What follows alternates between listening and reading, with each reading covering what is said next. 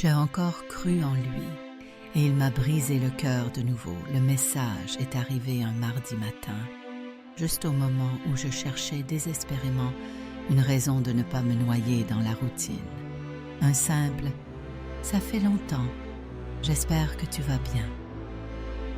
Ça fait longtemps, oui, trop longtemps, pour que les plaies ne soient pas entièrement cicatrisées, mais pas assez pour que l'écho de son rire ne résonne plus dans les recoins silencieux de ma mémoire. Mon cœur a fait un bond, un vieux réflexe stupide que je croyais avoir désappris. La main tremblait en saisissant le téléphone, comme si je tenais une grenade dégoupillée. J'ai fixé l'écran, le nom familier qui s'affichait, le profil qui n'avait pas changé aussi peu. J'ai respiré profondément, essayant de canaliser le flux tumultueux de souvenirs qui menaçaient de m'emporter. Les bons, les mauvais, les moments d'une joie éclatante et ceux d'une douleur suffocante. Tout était là, compressé dans ce simple message. « Ne réponds pas », m'a hurlé une voix intérieure, celle de la prudence, celle qui avait ramassé les morceaux la dernière fois. Laisse-le dans le passé, là où il appartient. Mais une autre voix, plus douce, plus insidieuse, a murmuré « Et si c'était différent cette fois? Et si les années l'avaient changé? Et si j'avais eu tort de fermer la porte si violemment? » Cette petite lueur d'espoir si dangereuse a suffi à éteindre la voix de la raison. J'ai tapé une réponse, aussi neutre que possible, prétendant une indifférence que je n'éprouvais pas. « Salut, oui, je vais bien. Et toi ?» Sa réponse a été rapide, chaleureuse, trop peut-être. Il s'est excusé de ne pas avoir donné de nouvelles, a raconté brièvement ce qu'il était devenu, a glissé un compliment sur la photo de profil qu'il avait vue, des banalités, mais dites avec ce ton qu'il était le seul à avoir, cette manière de rendre chaque mot important, même s'il ne l'était pas. C'était comme écouter une vieille mélodie oubliée, une mélodie qui vous donne envie de danser, même si vous savez que vous vous tordrez la cheville. J'ai résisté. J'ai posé des questions sur son travail, sur sa famille, sur des sujets lointains, essayant de maintenir une distance polaire. Mais il avait cette capacité unique de déjouer mes défenses, de trouver la petite fissure dans la muraille que j'avais si laborieusement construite. Il a parlé d'un café, d'une simple rencontre amicale, juste pour rattraper le temps perdu. Pas de pression. Juste un café, si tu en as envie. Pas de pression. Le mot sonnait faux dans ma tête.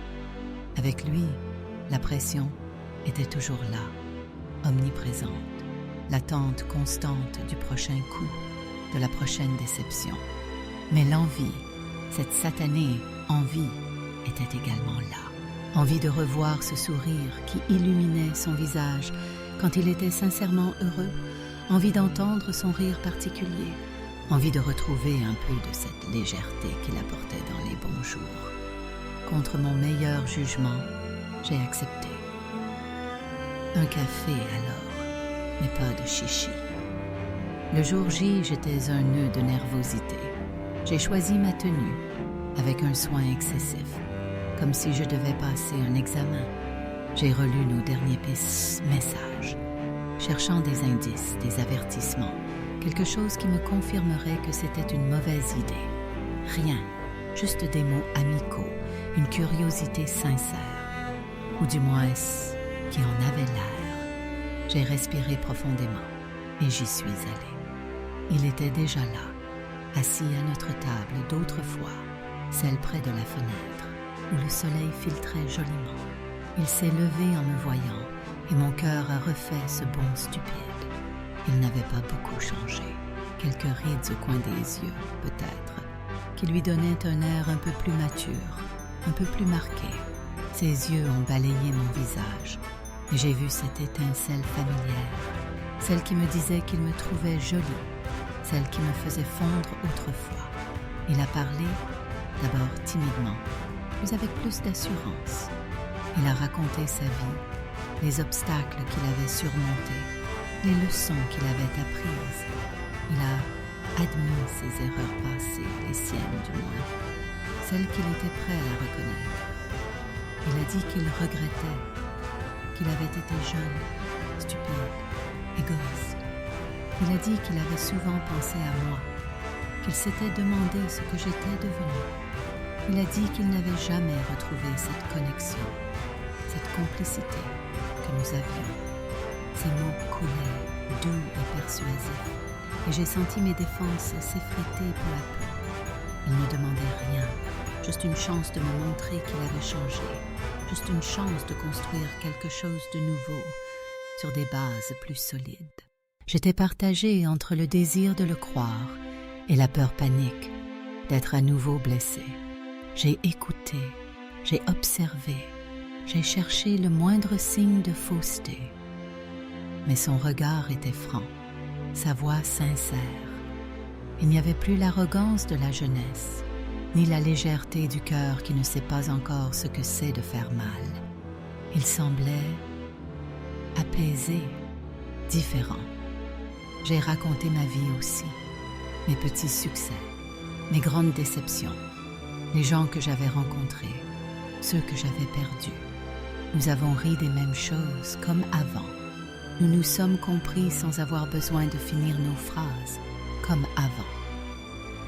C'était étrangement facile, confortable, malgré les années et les blessures.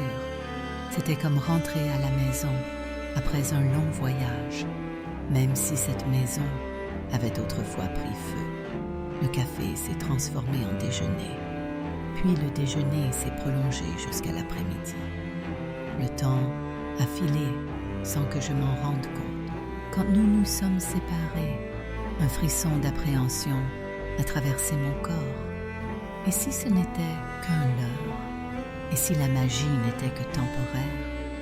Il m'a regardé et j'ai vu dans ses yeux la même hésitation, la même envie d'y croire.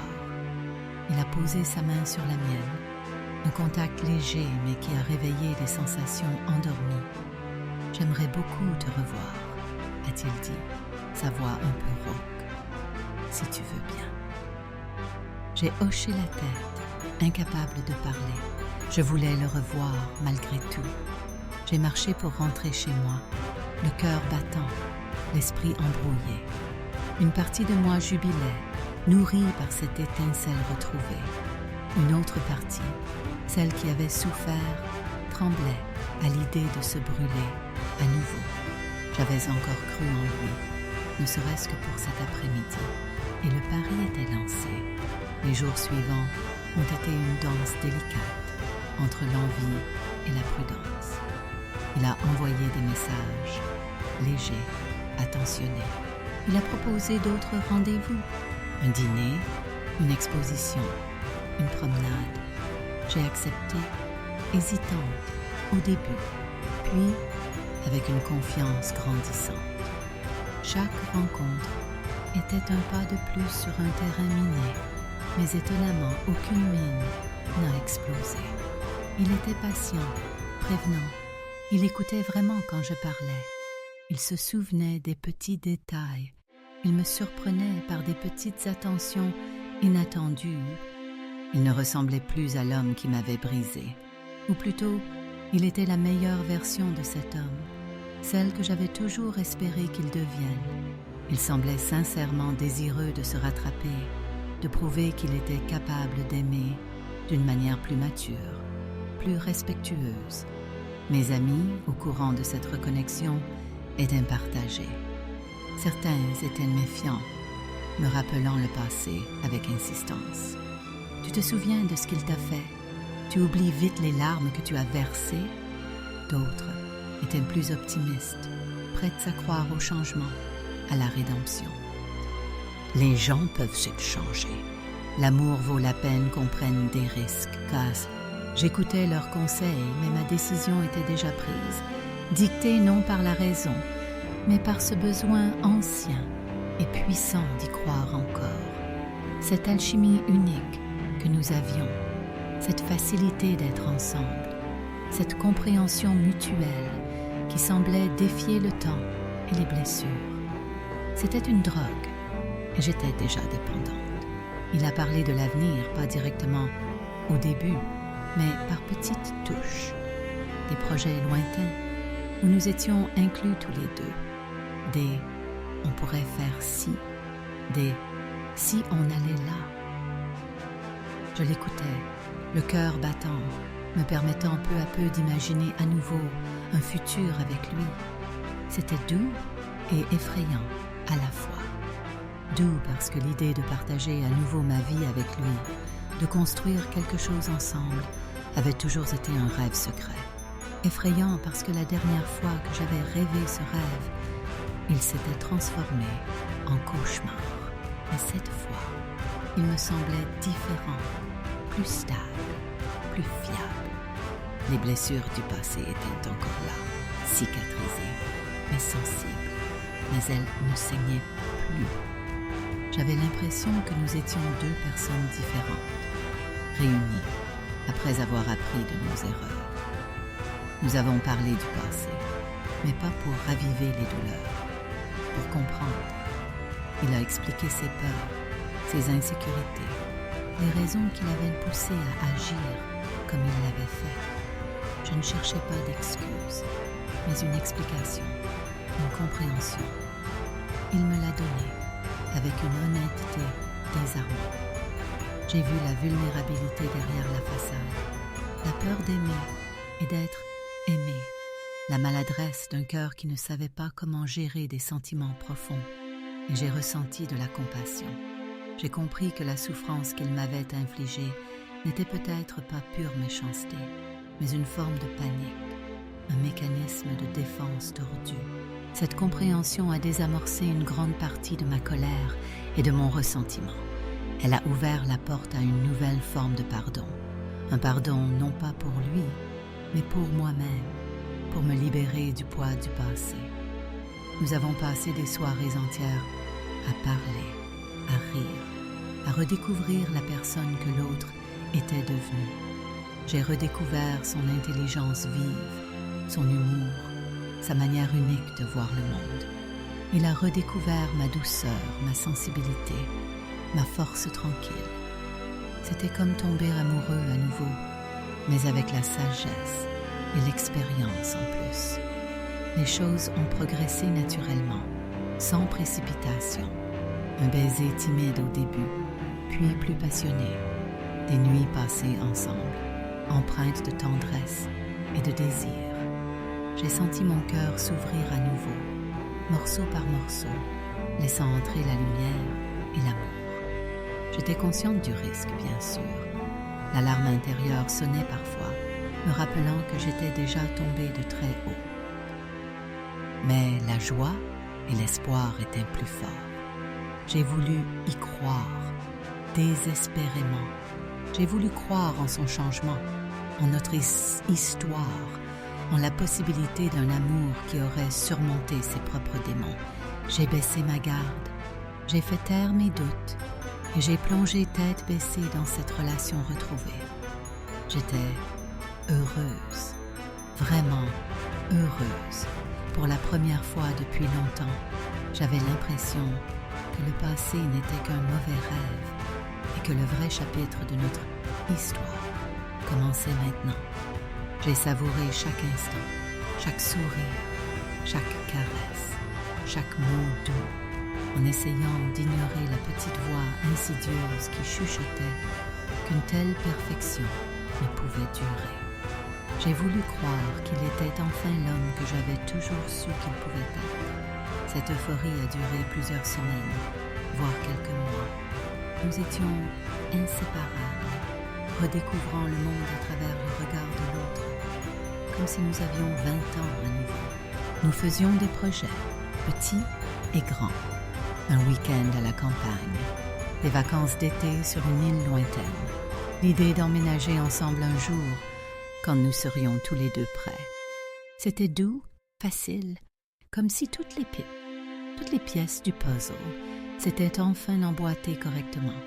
J'avais oublié à quel point la vie pouvait être simple quand on la partageait avec la bonne personne, ou du moins avec la personne qui semblait la bonne à ce moment-là. J'ai ignoré les petits signaux d'alarme qui ont commencé à clignoter, d'abord timidement, puis avec plus d'insistance. Ces signaux étaient subtils au début. Une réponse tardive à un message, une promesse non tenue pour une raison futile, un changement d'humeur soudain et inexpliqué. Des choses mineures que n'importe qui pourrait excuser dans une relation normale. Mais je n'étais pas dans une relation normale. J'étais dans une relation avec l'homme qui m'avait déjà brisée, et mon système d'alarme était hypersensible aux vibrations familières de la déception.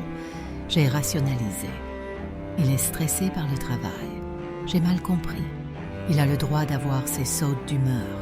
J'ai fait l'autruche, plongeant la tête dans le sable chaud de notre bonheur retrouvé pour ne pas voir les ombres qui s'allongeaient. Puis, les problèmes ont pris une forme plus concrète, plus familière. Il a recommencé à être vague sur son emploi du temps. Il s'absentait plus souvent sans donner d'explications claires. Ses appels devenaient plus courts, ses messages moins fréquents. Le ton de sa voix changeait, redevenant distant, impatient. J'ai reconnu ces schémas. Ce sont les mêmes qui avaient précédé la première rupture. Mon cœur s'est serré. La panique a commencé à monter, froide et silencieuse. J'ai essayé de lui en parler calmement au début. J'ai l'impression que tu es distant ces derniers temps.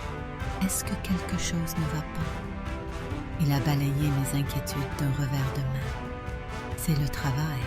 Je suis débordée. Ne t'inquiète pas pour ça. Sa réponse était plausible, mais son regard fuyant et sa voix trop insistante ont renforcé mes doutes. Les disputes ont recommencé, partant de petites choses sans importance pour se transformer rapidement en affrontements douloureux. Les sujets étaient souvent les mêmes que dans le passé. Son manque de communication, son égoïsme latent, son incapacité à prendre en compte mes sentiments. J'avais l'impression de rejouer la même scène, encore et encore, avec le même acteur principal qui récitait les mêmes répliques. C'était épuisant et décourageant. Où était passé l'homme patient et prévenant que j'avais retrouvé? Était-ce juste une façade, une performance pour me reconquérir? La question me hantait. Je me suis raccrochée à nos bons moments, à la complicité que nous avions encore parfois, aux instants où il redevenait l'homme charmant et attentionné que j'aimais. Je me suis convaincue que ces mauvais moments n'étaient qu'un passage difficile, que nous étions capables de les surmonter. J'ai cru en la force de notre lien, en la profondeur de mes sentiments, en la promesse de son changement. J'ai investi encore plus d'énergie, d'amour, d'espoir dans cette relation, comme si en donnant plus, je pouvais compenser ses manquements. C'était stupide, je le savais au fond de moi. Mais l'espoir est une drogue puissante, surtout quand il est alimenté par le désir de ne pas s'être trompé. Puis est arrivé l'événement déclencheur, celui qui a fait basculer la situation, qui a déchiré le voile d'illusion que j'avais si soigneusement tissé. Un rendez-vous important que nous avions prévu depuis longtemps, un événement qui représentait beaucoup pour moi. Il avait promis d'être là, d'être à mes côtés. J'attendais ce jour avec impatience, non seulement pour l'événement en lui-même, mais parce que sa présence signifiait que j'étais importante pour lui, que nos projets communs comptaient. La veille au soir, il était distant au téléphone. Il avait l'air préoccupé, mais il a répété qu'il serait là. J'ai passé la nuit à moitié endormie, un sentiment de malaise au creux de l'estomac. Le matin de l'événement, je me suis préparée. le cœur tiraillé entre l'excitation et l'appréhension. L'heure du rendez-vous approchait et je n'avais pas de nouvelles de lui. J'ai envoyé un message, pas de réponse. J'ai appelé, sa messagerie. La panique a grimpé d'un cran. J'ai appelé à nouveau, encore et encore. Rien. L'événement a commencé. J'étais seule, le téléphone à la main, l'esprit ailleurs. J'ai essayé de me concentrer, de faire bonne figure, mais chaque minute qui passait sans nouvelles était un coup de poignard dans mon cœur. J'ai reçu un message, enfin, un message laconique, dénué d'excuses réelles, disant qu'il ne pourrait pas venir, qu'un imprévu de dernière minute l'en empêchait. Un motif vague, flou, qui sonnait faux. L'imprévu, c'était lui. Son incapacité à assumer ses engagements, à être présent quand cela comptait. C'était la goutte d'eau qui s'est... Pas parce que l'événement était si important en soi, mais parce que c'était un symbole. Le symbole de son manque de fiabilité, de son incapacité à faire de moi une priorité, de son égoïsme persistant. C'était un miroir tendu sur le passé, me montrant cruellement que rien n'avait vraiment changé. L'homme que j'avais cru différent était toujours là, tapis sous la surface, prêt à réapparaître dès que les choses devenaient trop réelles, trop engageantes. J'avais senti les larmes monter, brûlantes, mais j'ai refusé de les laisser couler. Pas ici, pas maintenant. J'ai terminé la soirée comme une automate, souriant mécaniquement, répondant aux questions sans vraiment entendre. Tout mon être criait de douleur et de déception. J'avais encore cru en lui, et il venait de briser mon cœur de nouveau, peut-être même plus douloureusement que la première fois. La première fois, j'étais jeune et naïve. Cette fois, j'étais consciente du risque. J'avais choisi d'ignorer les avertissements. J'avais misé mon cœur en sachant qu'il pouvait perdre. Et j'avais perdu. Tout avait été une illusion, un château de cartes construit sur un terrain instable. L'espoir s'est effondré, laissant derrière lui un vide immense et douloureux. La nuit a été longue et silencieuse, peuplée de fantômes du passé et d'un futur qui s'était évanoui dans l'air. Le lendemain matin, j'étais engourdie, comme si mon corps et mon esprit refusaient d'accepter la réalité de ce qui s'était passé. J'ai lu et relu son message, cherchant une explication, une excuse valable, quelque chose qui atténuerait la douleur. Rien, juste ce message sec, indifférent, qui disait tout sans rien dire. J'ai repensé à tous les signes que j'avais ignorés, à toutes les alarmes que j'avais éteintes, à toutes les rationalisations que j'avais inventées pour justifier son comportement. J'avais été aveugle, volontairement aveugle, parce que je voulais tellement que ça marche. Je voulais tellement qu'il ait changé, que notre amour soit plus fort que nos vieux démons. J'ai décidé de le confronter, pas pour me disputer, mais pour comprendre, pour avoir une confirmation définitive de ce que je craignais. Je lui ai envoyé un message, lui demandant de se voir. Il a hésité, trouvant des excuses, mais j'ai insisté. J'avais besoin de mettre un point final, de fermer ce chapitre une bonne fois pour toutes. Nous nous sommes retrouvés dans le même café où nous nous étions revus la première fois. L'endroit semblait étranger, vide de la magie que j'y avais autrefois trouvée. Il était assis là, l'air mal à l'aise, évitant mon regard. J'ai posé ma question, simplement, directement. Pourquoi tu n'es pas venu hier? Et pourquoi tu as été si distant ces dernières semaines? Il a marmonné des excuses, des demi-vérités, des justifications boiteuses. Il a parlé de pression au travail, de problèmes personnels, de confusion. Il a dit qu'il ne savait pas ce qu'il voulait, qu'il n'était peut-être pas prêt pour une relation sérieuse, pas même avec moi. Ces mots tombaient comme des pierres, me blessant à chaque syllabe. C'était un aveu, un non-dit qui planait depuis des semaines et qui trouvait enfin sa forme. Il n'avait pas changé, pas vraiment, ou du moins pas de la manière dont j'avais besoin qu'il change pour que notre relation soit saine et durable. Ces vieux schémas de fuite, d'évitement, d'égoïsme reprenaient le dessus. J'ai écouté, le cœur lourd, la gorge nouée. Je ne l'ai pas interrompu, je n'ai pas crié, je n'ai pas pleuré. J'ai juste écouté la confirmation de mes pires craintes. Il était incapable de me donner ce dont j'avais besoin, la stabilité, la confiance, la priorité. Il était incapable d'être l'homme que j'avais aimé et que j'avais espéré qu'il deviendrait. C'était une défaite, amère et totale. J'avais misé sur l'espoir et l'espoir m'avait trahi. Quand il a eu terminé, il y a eu un long silence. Un silence pesant, rempli de tout ce qui n'avait pas été dit, de toutes les promesses brisées, de tous les rêves envolés. J'ai pris une profonde inspiration, sentant la douleur me submerger. Je comprends, et je dis, ma voix tremblante malgré mes efforts pour rester calme. Je comprends que tu n'es pas changé, ou du moins, pas assez. J'ai marqué une pause, cherchant mes mots. J'ai cru en toi. Encore une fois, malgré tout ce qui s'était passé, j'ai voulu croire que cette fois serait différente, que nous serions différents. Mes yeux se sont remplis de larmes, mais j'ai refusé de les laisser déborder. Ça fait mal, ai-je ajouté, la voix cassée. Ça fait tellement mal, parce que j'y ai cru de nouveau. J'ai rouvert mon cœur, j'ai pris le risque, et tu l'as brisé exactement de la même manière.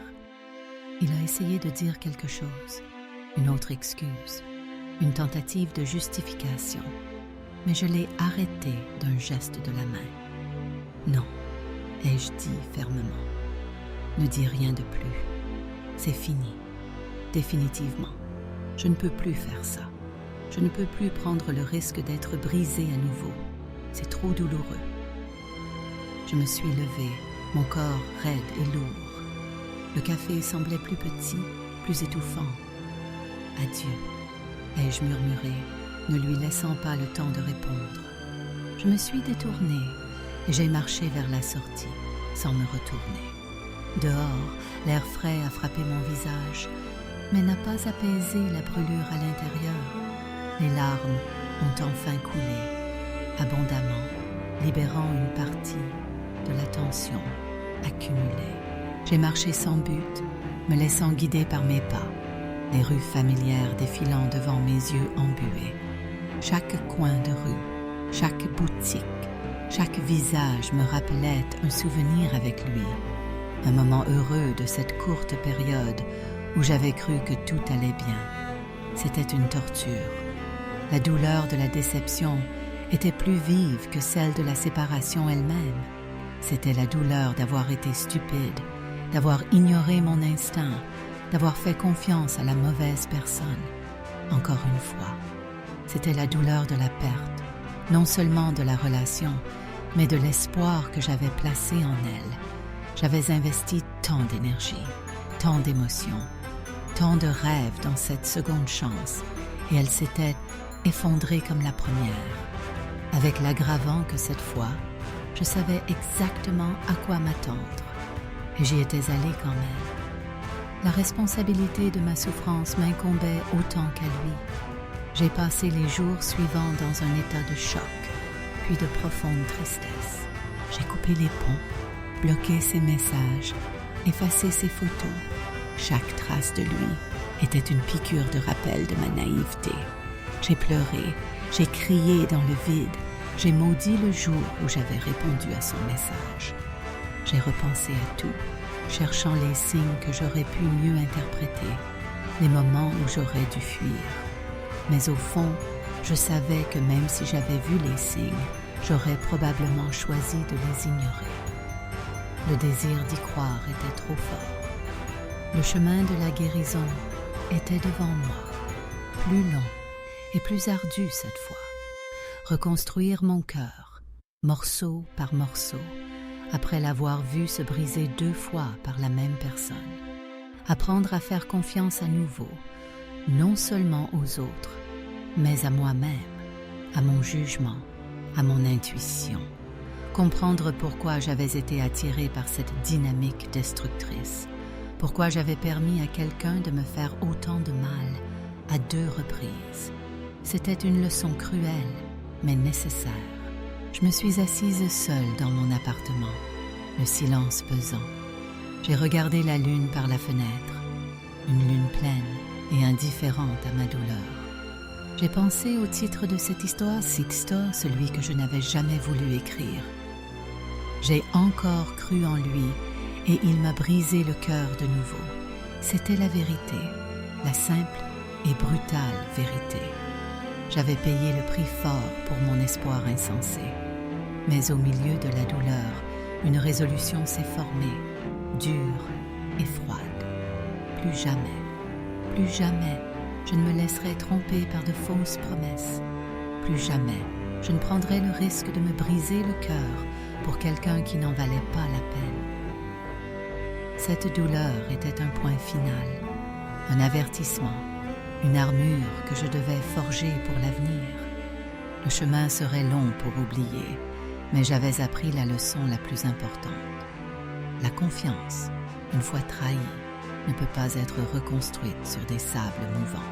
Et l'amour, même le plus ardent, ne peut survivre si les fondations sont faites de mensonges et d'égoïsme. J'étais brisée, oui, mais j'étais aussi plus forte, plus sage,